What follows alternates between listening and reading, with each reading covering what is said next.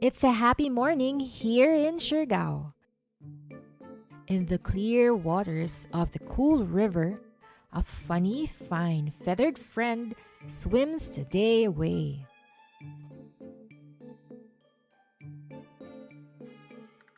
Hey, you okay? I am a Philippine duck, by the way, of the class Aves, order Anseriformes, family Anatidae, genus Anad, species luzonica. Quite a mouthful, huh? Just call me Papan. I'm just at home in the water as I am in the sky. That's why I love it here in Siargao.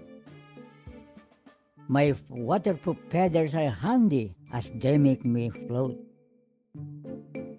See, my bottom is totally waterproof. Makes floating around the waters as easy as pie. And check out my web feet. It's huge. It can't make me walk on water. But for swimming, it totally fits the bill.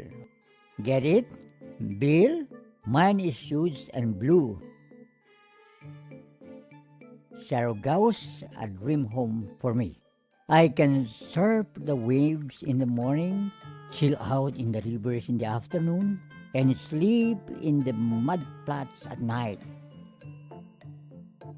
It was nice meeting you, but now I got to go.